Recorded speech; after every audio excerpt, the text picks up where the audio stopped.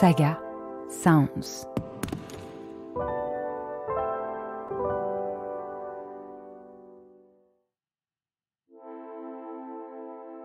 Il y a 50 ans, paraissait un rapport scientifique qui fit l'effet d'une bombe. Le rapport Meadows, publié en 1972 par des chercheurs du MIT, un célèbre institut de recherche américain, alertait sur les dangers que nous fait courir une croissance économique illimitée dans un monde aux ressources finies. Pourtant, depuis, nous n'avons pas changé de trajectoire. Pire, on a accéléré. Je m'appelle Audrey Boelly et je suis journaliste scientifique. Comme beaucoup, je m'inquiète pour l'avenir de mes 2 filles et des enfants de leur génération. Alors, j'ai voulu savoir où nous en étions aujourd'hui, 50 ans après la publication du rapport Meadows, et maintenant que nous sommes entrés dans l'ère de la surproduction, de l'obsolescence programmée et de la fast fashion. Dans ce podcast, je mènerai mon enquête en interrogeant des experts et des scientifiques pour tenter de répondre à ces questions vitales. Est-il possible d'envisager un avenir où l'activité humaine n'épuiserait pas les ressources de notre seule planète, dont nous et l'ensemble du monde vivant dépendons pour notre survie ?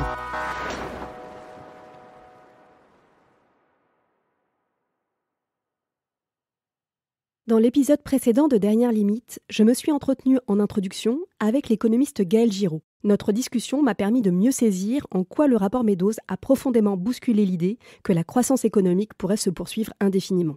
Et c'est maintenant que démarre vraiment mon enquête. J'ai envie de commencer par l'un des besoins humains les plus fondamentaux, l'alimentation.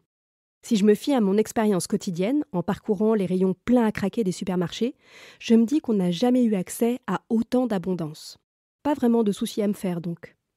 Mais tout de même, il y a cette petite voix qui prend de l'ampleur, que je ne peux plus vraiment ignorer, et qui pose un certain nombre de questions sur le modèle agricole industriel qui nous permet une telle abondance. Les sols, nous disent les scientifiques, sont de moins en moins fertiles.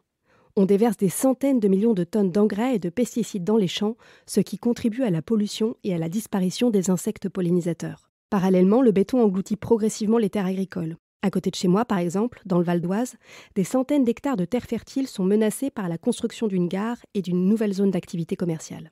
L'agriculture est aussi impactée par le changement climatique qui perturbe les saisons et le cycle de l'eau. Tout ça n'est pas nouveau. Il y a 50 ans, le rapport Meadows mettait déjà en garde contre ces menaces. Cela me conduit à me demander si les rayons des supermarchés seront toujours aussi pleins demain et si on pourra vraiment nourrir 10 milliards d'humains en 2050. Pour répondre à ces questions, j'ai le plaisir de recevoir aujourd'hui Marc Dufumier. Bonjour. Bonjour. Marc Dufumier, vous êtes ingénieur agronome et professeur honoraire à AgroParisTech, où vous avez longtemps dirigé la chaire d'agriculture comparée et de développement agricole. Vous avez fait vos armes aux 4 coins du monde, sur le terrain, aux côtés des femmes malgaches dans les rizières, mais aussi au Venezuela ou encore au Laos. Aujourd'hui, vous intervenez comme expert auprès de la Banque mondiale ou de la FAO, l'Organisation des Nations Unies pour l'alimentation et l'agriculture, mais aussi auprès de pays confrontés à des crises alimentaires ou agricoles. Marc Dufumier, la première question que je me pose, c'est celle de la fulgurante augmentation de la production agricole. Dans la deuxième moitié du XXe siècle, la production de maïs, de blé et de riz a été multipliée par 4. Comment a-t-on fait pour obtenir une telle augmentation ? Eh bien, c'est très juste. Depuis la Deuxième Guerre mondiale, la production de céréales, de tubercules, de légumineuses pour l'alimentation a considérablement augmenté. Alors, c'est dû à 2 causes principales. On a étendu des surfaces aux dépens de zones naturelles. Donc, je dirais que c'est un peu l'extension des surfaces agricoles dans le monde. Et puis, on a accru les rendements à l'hectare, c'est-à-dire qu'on a été capable, sur une surface donnée, de produire toujours davantage, grâce à des moyens qui sont... Alors, l'accroissement des rendements, c'est plutôt l'emploi de produits chimiques, on dira les engrais de synthèse, les produits pesticides, a permis d'accroître les rendements par unité de surface. Et l'extension des surfaces cultivées est liée surtout à l'emploi de nouveaux moyens de production. On est passé... de la traction animale, de l'agriculture attelée, à l'agriculture motorisée, mécanisée, l'emploi de tracteurs, de moissonneuses-batteuses, d'engins qui ont permis, par actif agricole, d'élargir les surfaces cultivées.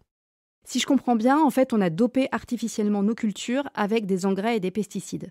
La question qu'on peut se poser, c'est est-ce que c'est vraiment durable ? Typiquement, on sait qu'on va encore avoir besoin d'augmenter la production agricole pour faire face à la croissance de la population mondiale. Est-ce que, selon vous, on pourra encore accroître les rendements grâce à l'utilisation de produits chimiques comme les engrais et les pesticides ?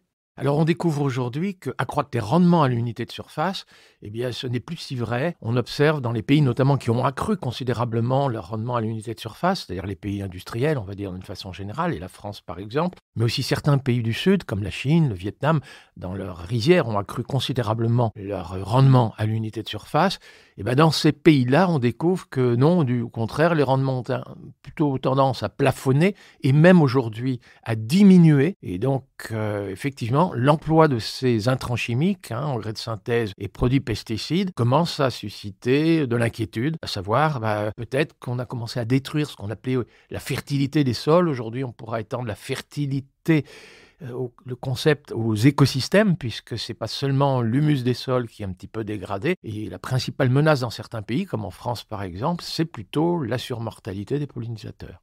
Pour mieux comprendre, pouvez-vous nous expliquer ce qui permet la fertilité des sols ? Alors, la fertilité des sols, la plante dans les sols trouve plutôt des éléments minéraux. Et je dirais que dans les sols, la plante extrait ces éléments minéraux qui vont servir à notre alimentation ou à l'alimentation animale. Et ces éléments minéraux nous proviennent de la roche-mère, vous savez, le grès, le granit, le schiste en sous-sol. Mais quand cette roche a été altérée, les éléments minéraux ont été libérés et se sont retrouvés dans ce qu'on appelle le sol, là où vont pénétrer les racines, mais aussi dans l'humus des sols. Et l'humus des sols, c'est un savant mélange de carbone, des matières organiques, des feuilles mortes qui tombent à terre et autres, et d'azote aussi, et de ces éléments minéraux en question. Et donc, tous ces éléments minéraux sont piégés dans ce qu'on appelle le complexe argilo-humique, argile et humus, et la plante essaie de les extraire pour se nourrir. C'est ça la fertilité des sols, c'est de maintenir un sol suffisamment riche en humus.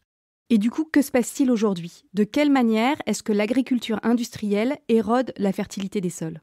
On oublie un petit peu que notre agriculture intensive, qui produit beaucoup à l'hectare, détruit aussi beaucoup à l'hectare. L'agriculture productiviste, je dirais, elle est aussi destructiviste. Alors, on n'a pas seulement détruit des engrais, qui étaient là, qui n'existent plus, des pesticides qui étaient là, qui n'existent plus, le carburant du tracteur qui a été brûlé, mais malheureusement, si on laboure trop fréquemment le sol, par exemple, on contribue à, on dit, minéraliser l'humus des sols, c'est-à-dire que le carbone qui est piégé dans cet humus se retrouve oxydé, retourne à l'état de gaz carbonique, c'est un gaz à effet de serre, et plus le taux d'humus diminue dans un sol, moins il retient l'eau, moins il retient les éléments minéraux, et moins le sol a une stabilité structurale, c'est-à-dire plus le sol est sensible à l'érosion. Donc là, effectivement, un excès de travail du sol peut contribuer à diminuer sa fertilité.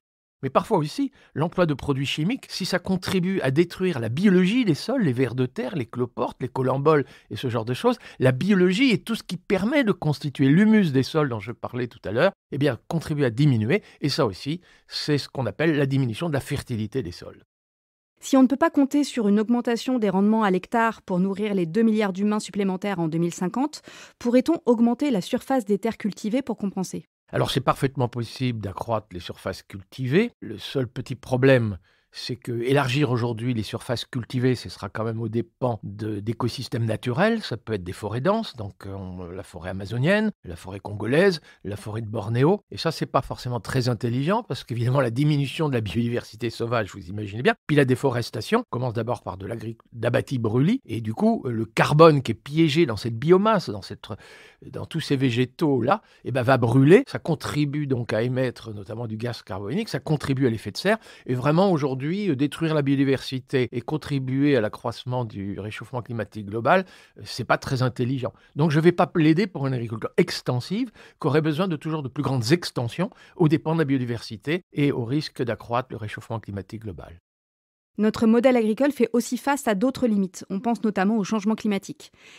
Quel effet pensez-vous que le dérèglement du climat pourrait avoir sur l'agriculture ? Ce réchauffement climatique global qui nous était annoncé déjà depuis une cinquantaine d'années, c'est surtout un dérèglement climatique, donc une fréquence et une intensité accrue des accidents climatiques extrêmes. Donc préparez-vous, c'est des cyclones plus fréquents, c'est des canicules, des sécheresses, des inondations, des gelées, des grêles plus fréquentes, un climat de plus en plus chaotique et aléatoire. Et là vous comprenez que si ne serait-ce que pour le revenu des agriculteurs, pour avoir un revenu résilient, il vaut mieux ne pas mettre tous ses œufs dans le même panier. Et du coup, ça va plaider pour une forme d'agriculture plus diversifiée, ne pas dépendre que d'une seule production.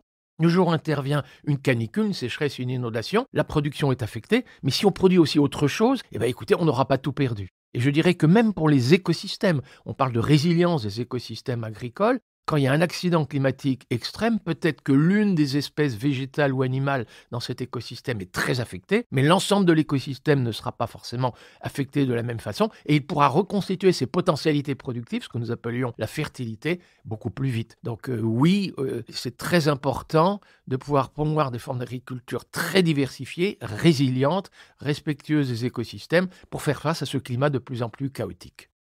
Si je comprends bien, vous dites que le système de la monoculture pratiqué couramment, c'est-à-dire la culture d'une même plante sur des centaines d'hectares, constitue une fragilité face au changement climatique. Certaines études ont d'ailleurs avancé des projections sur les baisses de rendement agricole en fonction du réchauffement.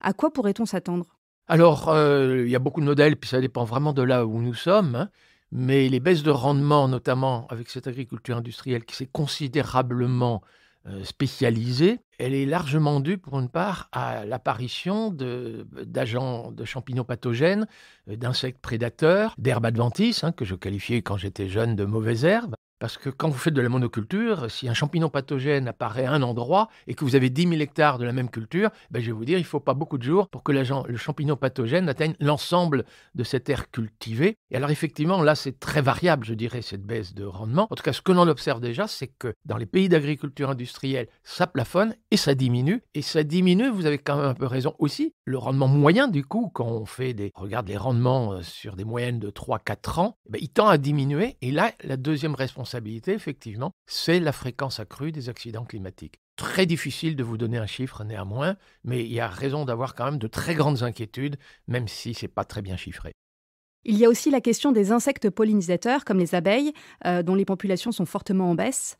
Il faut savoir que c'est quand même 2/3 de nos récoltes qui dépendent de la pollinisation.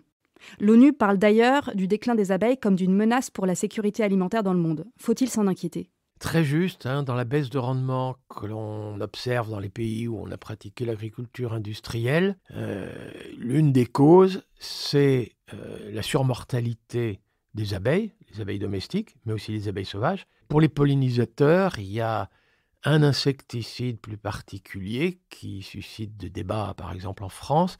On les appelle les néonicotinoïdes, excusez-moi. Ce sont des insecticides et on l'utilise pour enrober la semence de la plante. Quand la plante va se développer, elle absorbe l'insecticide. Donc la molécule insecticide est bien dans la plante et c'est destiné à tuer l'insecte prédateur. Sauf que quand l'abeille vient butiner la fleur de la plante, elle aussi est intoxiquée. Et effectivement, l'une des principales menaces dans les pays d'agriculture industrielle pour accroître les rendements à l'hectare, c'est effectivement cette surmortalité des pollinisateurs. Donc il faut s'interdire ces insecticides en question et d'autres gammes d'insecticides. En France, est-ce qu'on est déjà dans une situation d'irréversibilité ? Sans doute pas, mais sachez que dans certaines régions aux États-Unis, les producteurs de pommes, de poires, d'agrumes et autres sont contraints de contractualiser des apiculteurs, non pas pour produire du miel, mais pour déplacer leurs ruches, donc des apiculteurs nomades qui déplacent leurs ruches dans les régions où il y a urgence de polliniser des arbres fruitiers, les pommiers, les poiriers, les agrumes, et on le voit bien déjà en France. Les rendements commencent à baisser, c'est surtout pour l'essentiel l'emploi des néonicotinoïdes. Quand on parle de toxicité des pesticides, des insecticides, de tous ces produits en CID, on pense aussi à leur impact sur la santé humaine. Est-ce qu'on a suffisamment de recul aujourd'hui pour savoir quels sont les effets de ces produits sur notre santé ? Alors effectivement, l'emploi de tous ces produits en CID, c'est quand même d'abord des pollutions. Donc pollution de l'air, pollution de l'eau, pollution des sols.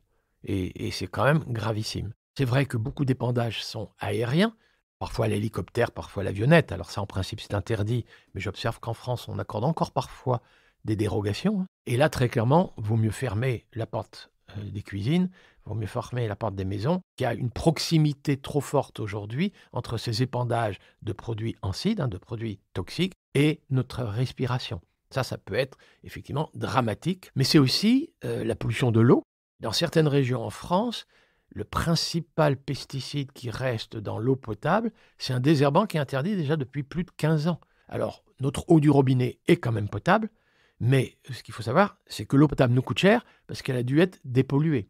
Et puis, il y a aussi la pollution des eaux souterraines par les nitrates. Oui, les nitrates qui sont des produits riches en azote et qui proviennent des engrais, mais aussi des déjections des animaux d'élevage qu'on appelle les lisiers. Pour avoir une eau de robinet avec un taux de nitrate considérable, Écoutez, ça nous coûte cher. Et puis on sait aussi que ça pollue les algues vertes, donc ça a des dégâts environnementaux. Les nitrates, les algues vertes sur le littoral breton, c'est un excès d'azote quand même dans les eaux de surface et souterraines. Donc pollution de l'air, pollution des eaux, et puis quand même, il y a des résidus acides dans notre alimentation.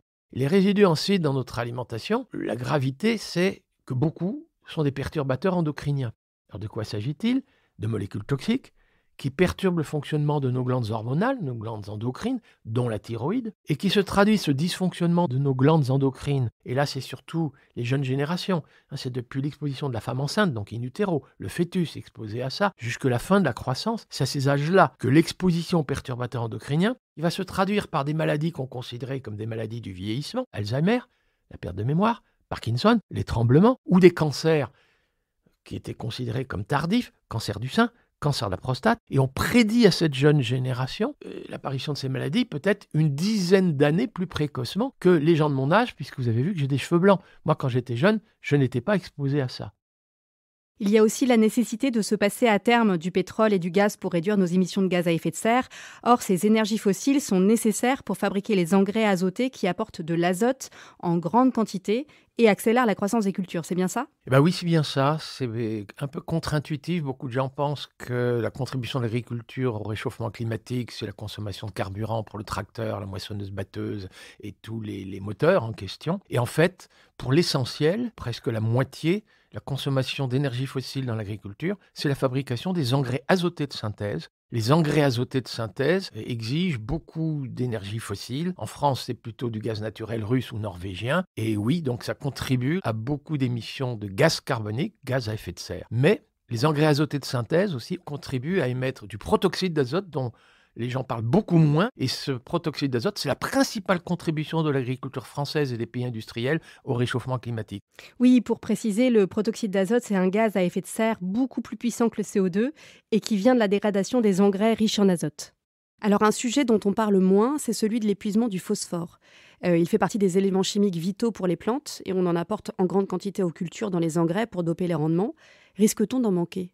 Alors très juste, tout le monde parle de l'énergie fossile, et ça on sait que quand on parle d'énergie fossile, c'est fossile, donc c'est limité. Et là on voit bien la finitude, le côté limité de nos ressources, et on parle beaucoup moins du phosphore. Or là, l'inquiétude est presque plus grande dans l'agriculture, parce qu'on nous dit que d'ici 3-4 décennies, le coût d'exploration et d'exploitation de nouvelles mines de phosphate va devenir hyper coûteux. Donc oui, il y a une vraie exigence pour l'avenir d'être plutôt économe en phosphore, mais la plante a besoin de phosphore, nous avons besoin de phosphore, et puis effectivement, il y a un défi, c'est est-ce qu'on pourra quand même trouver du phosphore ailleurs que dans ces mines de phosphate.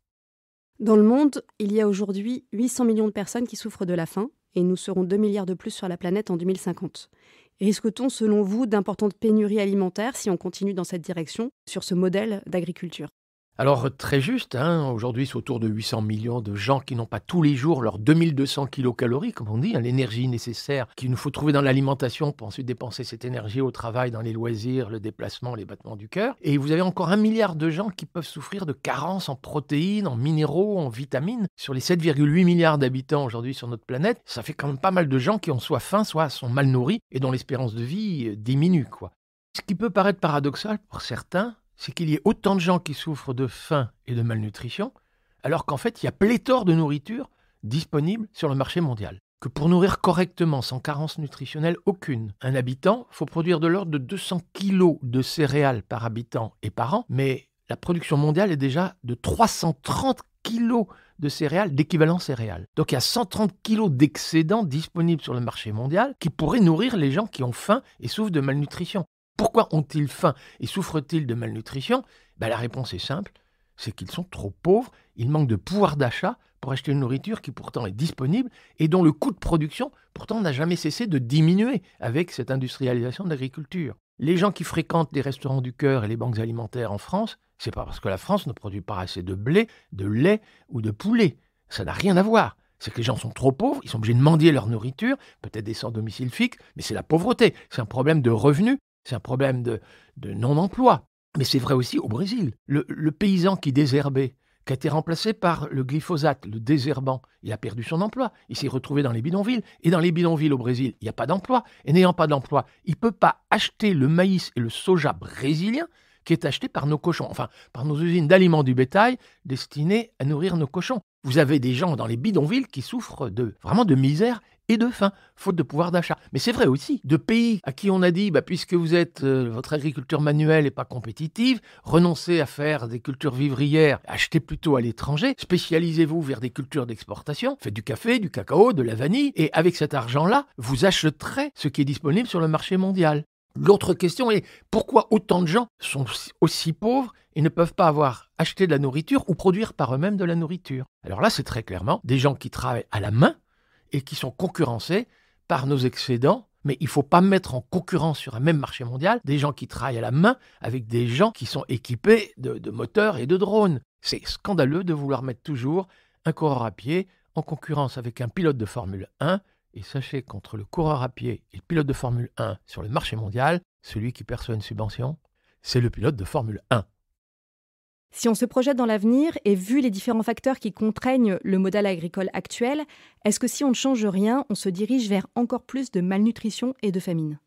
Si on envisage de continuer, comme maintenant, un petit peu, l'industrialisation de l'agriculture, à quoi peut-on s'attendre ?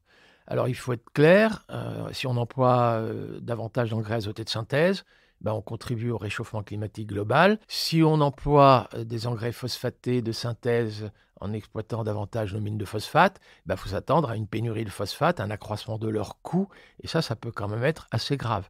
Si on continue de vouloir spécialiser notre agriculture, effectivement, il y aura encore davantage de champignons pathogènes, d'insectes prédateurs, d'herbes adventices, et du coup, on emploiera toujours plus de ces produits en seed, et on commence à savoir quand même que ces produits en seed, ce sont quand même des perturbateurs endocriniens. Si on continue avec cette agriculture industrielle qui est capable de produire toujours plus par actif, on déforestera la forêt amazonienne. Et de nouveau, c'est une perte de biodiversité, c'est la contribution au réchauffement climatique. Enfin, vraiment, vous voulez qu'on aille à l'effondrement ? Continuons pareil. Malgré le constat assez sombre que nous venons de faire ensemble, vous faites partie des scientifiques qui restent optimistes pour l'avenir. Pourquoi ? J'ai toutes les raisons d'être techniquement optimiste, pour pouvoir nourrir environ 10 milliards d'habitants en 2050. Si on pratique des techniques, on dirait inspirées de l'agroécologie. Alors, qu'est-ce que c'est que l'agroécologie ? L'agroécologie, pour moi, c'est une discipline scientifique. C'est une façon de s'inspirer pour bâtir une agriculture moderne et nourricière, une alimentation équilibrée, riche en éléments nutritifs et sans perturbateurs endocriniens, j'allais dire. Et donc, l'agroécologie, c'est une source d'inspiration, mais c'est le fait de comprendre que l'objet de travail des agriculteurs, c'est pas le sol, c'est pas la plante, c'est pas le troupeau pris séparément, mais c'est un écosystème dans lequel il y a d'énormes interactions pour que de façon durable, on puisse effectivement produire plus de calories alimentaires. On va mettre en valeur ces écosystèmes de façon à nourrir correctement, durablement l'humanité tout entière. Et quand on tient compte aussi de savoir-faire paysan, hérité de recherches empiriques, je dirais paysannes, mais qui ont déjà fait leurs preuves à travers les siècles. Il ne faut pas opposer l'agroécologie scientifique, ce qui théorise le fonctionnement des écosystèmes, avec les résultats de la recherche empirique paysanne. On peut très bien associer les deux pour promouvoir des formes d'agriculture que je qualifierais volontiers de modernes, d'intensives à l'hectare, mais durables et une alimentation saine. Oui, toutes les raisons d'être optimiste. Et donc faire de l'agroécologie, ça consiste en quoi concrètement ?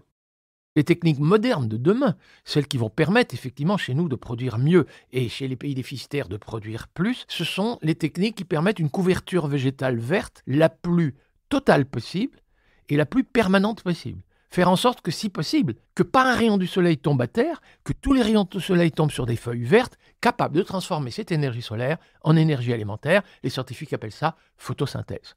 Je vais vous dire, ce sont des associations végétales. Il faut associer en un même lieu plusieurs cultures. Alors certains le font déjà dans les pays du Sud.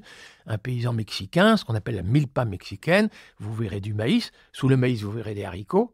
Et sous le haricot, une plante rampante, une cucurbitacée, une pastèque, une courge qui vient intercepter les derniers rayons du soleil. Mais même en France, on commence à voir des agriculteurs qui, entre leurs rangées de blé, sèment de la févrole. Les rayons du soleil qui ne sont pas tombés sur la feuille de blé tombent sur la feuille de févrole. Vous avez des gens qui sèment des lentilles entre leurs rangées de cameline. Donc l'idée d'associer plusieurs végétaux, c'est de faire en sorte que les rayons du soleil qui ne sont pas tombés sur une plante puissent tomber sur celle qui est en dessous. Et c'est aussi, si possible, d'avoir des plantes qui continuent leur photosynthèse, de transformer l'énergie solaire en énergie alimentaire à toute saison. Sous la neige, j'en conviens, il n'y aura pas de photosynthèse. Mais dans les pays tropicaux, par exemple, saison des pluies, saison sèche, Si vous pouvez sur les terres agricoles avoir encore des plantes qui ont des feuilles vertes, effectivement, en pleine saison sèche, et continuer la photosynthèse, c'est l'occasion. On va utiliser une agriculture intensive, mais attention, usage intensif des rayons du soleil renouvelables et gratuits, usage intensif de ce gaz carbonique pléthorique. Je pense que les agriculteurs mériteraient d'être rémunérés pour intercepter ce gaz carbonique. La plante va prendre le carbone, libérer l'oxygène, ça n'a jamais fait mal pour nos poumons, et avec ce carbone, fabriquer les lipides,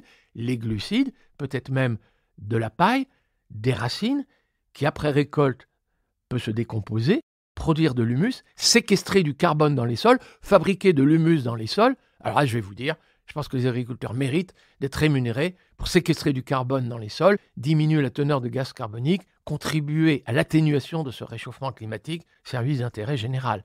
Et comment pourrait-on faire pour se passer des engrais azotés dont l'utilisation accélère le changement climatique ? Utilisons intensément à l'hectare, notamment dans les pays déficitaires, l'azote de l'air. Et là, il y a bien 2 méthodes. L'agriculture industrielle, avec ses engrais azotés de synthèse dont on parlait tout à l'heure, c'est coûteux en énergie fossile. Ah ben non, ça, c'est désuet, c'est passé de mode, il faut abandonner ça. Et puis c'est très émetteur de protoxyde d'azote. Mais existe-t-il une alternative ? La réponse est oui, et tous les producteurs du monde entier connaissent l'alternative. Ce sont des plantes, on les appelle des légumineuses, on a des protéines végétales, et ça, ces légumineuses, ce sont des microbes qui les aident à faire ça. Ces microbes s'incrustent dans la racine de la plante, utilisent les glucides, donc l'énergie photosynthétisée par la plante, prolifèrent avec cette énergie et sont capables d'intercepter l'azote de l'air, de fabriquer les premiers éléments de la protéine qu'on appelle acide aminé dans notre jargon et refilent ça à la légumineuse qui sera riche en protéines, sans engrais de synthèse. Et donc on a des protéines végétales disponibles pour l'alimentation humaine, pour l'alimentation animale, sans engrais azotés de synthèse. Et mieux encore, dans les racines de la plante, vous avez ces nodosités, ces microbes riches en azote, et donc le sol sera fertilisé en azote par la voie biologique pour la betterave, le tournesol, le colza ou la céréale qui va suivre l'année d'après dans la rotation. Eh bien oui, on est capable de produire des protéines, intensément des protéines, en utilisant intensément l'azote de l'air sans ayant recours aux engrais azotés de synthèse. Y a-t-il d'autres moyens d'enrichir le sol en azote sans utiliser d'engrais ? Je vous suggère que nous remettions nos animaux en France sur la paille. Parce que les animaux qui sont élevés dans les régions spécialisées élevage, je prends l'exemple un peu de la Bretagne, mais ce n'est pas la seule région, aux Pays-Bas c'est presque pire, et les animaux qui ne sont pas élevés sur la paille, qui sont élevés sur le béton, ce n'est pas d'abord du bien-être, ça urine, ça fait du lisier, ça s'écoule avec les eaux de surface ou les eaux souterraines, ça fertilise les algues vertes sur le littoral breton. Je vous suggérerais qu'on mette les animaux sur la paille, l'azote serait piégé par le carbone de la paille, et un bon dosage, vous savez, carbone-azote, ça fabrique de l'humus, parce que l'humus, c'est 50% de carbone, je vous l'ai déjà dit, mais c'est aussi 5-6% d'azote. Et du coup, le fumier, il revient au sol, ça n'ira pas fertiliser les algues vertes, mais ça retournera au sol, l'azote, le phosphore, ira fertiliser le sol. Ça, c'est éviter le gaspillage. Et l'autre question maintenant, c'est est-ce qu'on pourrait quand même pas récupérer du phosphore ailleurs ? Alors la question est double. Y en a-t-il ? La réponse est quand même oui. Y en a-t-il beaucoup ? La réponse est quand même oui, mais il y a un mais. Le mais, c'est que c'est à faible dose, et où ça ? Dans la roche-mère. Le grès, le granit, le schiste, ce sont sur des kilomètres de profondeur et sur toute la planète, voilà des roches-mères qui détiennent des éléments minéraux. Alors vous allez dire, allons les chercher. Ah oui, mais comment ? Mais si vous mettez des arbres qui, avec leurs racines profondes, vont aller chercher les éléments minéraux en sous-sol, ça va remonter avec la sève, ça va se mettre dans la feuille morte tombe à terre. Ah ! Alors là, oui, la chute de la feuille enrichit le sol avec des éléments minéraux qui ont été puisés en profondeur, et du coup, ça devient accessible aux racines de sorgho, de mil, de quinoa, de blé, de riz, et autres. Donc oui, mettre des arbres dans nos écosystèmes agricoles peut être très pertinent, à la fois chez nous, mais encore peut-être plus encore dans les pays du Sud, où les sols ont tendance à se dégrader plus rapidement que chez nous du fait de la chaleur. Ça peut être une solution. On a quelques raisons de penser qu'on pourra nourrir 9 milliards et demi, presque 10 milliards d'habitants, même on pourrait nourrir plus de 10 milliards d'habitants, avec une agriculture assez curieusement que je qualifie volonté d'intensive. C'est-à-dire on ne va pas étendre les surfaces aux dépens des forêts naturelles, des savanes arborées, mais à l'hectare, dans les pays déficitaires, produire plus, en faisant un usage très intensif de ce qui est gratuit, renouvelable, pléthorique et recyclable. Et j'allais dire, sans les produits de synthèse dont on parlait tout à l'heure, sans produits en cidre, sans hormones dans le lait, sans antibiotiques dans la viande. Mais attendez, on n'est pas sans solution. Effectivement, de nombreuses études ont été réalisées sur le potentiel de l'agroécologie et en particulier une synthèse internationale des travaux de centaines de chercheurs qui démontrent que cette approche permettrait de nourrir la population mondiale en 2050. Une question qu'on n'a pas encore abordée, c'est celle des semences. Les semences actuelles sont standardisées et optimisées pour le modèle agricole industriel, dépendant des engrais et des pesticides. Est-ce que ces semences sont adaptées à un modèle agroécologique ? Dans les solutions inspirées de l'agroécologie, il est impératif aussi, si on veut éviter l'invasion d'insectes ravageurs, de champignons pathogènes et d'herbes adventices, il est très utile aujourd'hui de pouvoir mettre en place des variétés qui tolèrent la présence de ces bestioles-là et de tout ça. Et ces variétés, on les qualifie de tolérantes, c'est-à-dire que l'idée n'est plus d'utiliser des produits en seed pour éradiquer. L'agriculture moderne de demain, elle va vivre avec, mais on va aussi utiliser des variétés végétales tolérantes à ces agents-là, et ce sera un peu pareil pour les animaux, des animaux plus rustiques, résistants à un certain nombre de maladies, qui tolèrent la présence de ces virus et de ces maladies. Et ça, écoutez, il va falloir remettre en vigueur des variétés qui ont fait l'objet d'une très longue sélection paysanne. Il fut quand même une époque où c'était les paysans qui sélectionnaient eux-mêmes leurs propres semences. Vous savez, en choisissant sur leur propre champ les plus beaux grains, sur le plus bel épi des plus belles plantes, les agriculteurs sélectionnaient des variétés qui étaient adaptées à leur environnement. Le résultat, c'est qu'ils ont, à travers les siècles, sélectionné une multitude de variétés adaptées à une multitude d'environnements, alors que là, notre agriculture industrielle, cette privatisation par les compagnies semencières de semences à haut potentiel génétique de rendement, mais qui ne peuvent exprimer leur haut potentiel génétique de rendement, que si on emploie tous les produits en seed, ça c'est du passé, il faudra s'en passer. Et du coup, il faudra réhabiliter des semences tolérantes à tous ces agents pathogènes et insectes ravageurs. Et pareil pour les animaux, il nous faudra sans doute ressusciter des races rustiques. En plus de nourrir la population humaine, on demande aussi à l'agriculture de répondre à d'autres impératifs. D'abord, une consommation de viande toujours plus grande. Et surtout, il y a les plans de transition écologique qui tapent sur une forte augmentation de la production d'agrocarburants issus des plantes pour alimenter nos voitures, nos camions et nos avions. Est-ce que notre agriculture pourrait absorber l'ensemble de ces besoins, en plus de nourrir correctement la population mondiale ? Alors, il faut vraiment s'interroger là, effectivement, sur est-ce que ce serait possible. Alors, l'agriculture produit des aliments, ça nous en avons parlé, mais elle est aussi sollicitée pour produire des fibres pour le textile, du bois pour la construction, des molécules médicinales, donc des plantes médicinales pour la pharmacopée. L'agriculture, elle est aussi sollicitée pour produire ce qu'on appelle souvent des matières premières pour l'industrie. Alors c'est matières premières pour l'industrie, mais c'est des produits finis quand même pour l'agriculteur. Et dans les éléments nouveaux, effectivement, qui ne sont pas sans m'inquiéter un petit peu. On sollicite encore de plus en plus l'agriculture aujourd'hui, non pas pour nourrir des gens, mais pour donner à boire à des voitures. C'est-à-dire on fabrique de l'éthanol, on fabrique de l'agrodiesel, on fabrique des agrocarburants pour faire fonctionner nos moteurs, pour faire rouler nos voitures, pour faire voler nos avions, en substitution d'énergie fossile. Ça peut paraître adéquat. Sauf que néanmoins, cette énergie qu'on va utiliser pour faire fonctionner nos moteurs, c'est peut-être moins d'énergie alimentaire. Alors là, il y a des choix à faire. Il y a aussi la consommation de viande qui a presque doublé ces 50 dernières années et qui, selon les projections, devrait continuer à augmenter. Est-ce qu'on pourra faire face à cette demande ? Quand on produit des aliments qui ne seront pas achetés par des pauvres et qui serviront à nourrir des animaux, il y a bien des surfaces agricoles qui sont utilisées pour nourrir des animaux. Et vous savez que comme il faut entre 3 et 10 calories végétales pour produire une calorie animale, et comme dans les bonnes nouvelles quand même, dans un certain nombre de pays émergents, souvent très densément peuplés, je pense la Chine, le Vietnam et autres, il y a des gens qui étaient végétariens par manque de pouvoir d'achat, je dirais, consomment davantage de protéines animales. Alors là, effectivement, dans l'accroissement de la demande en production végétale d'ici 2050, il n'y a pas seulement la population croissante, mais il y a aussi le fait qu'il va y avoir une demande croissante de produits animaux et d'agrocarburants. Et là, il nous faudra sans doute être modeste et savoir limiter notre consommation de carburant et notre consommation de viande. Donc on voit que l'agroécologie nécessite une véritable révolution dans les pratiques. Selon vous, comment faire pour mettre en place cette révolution ?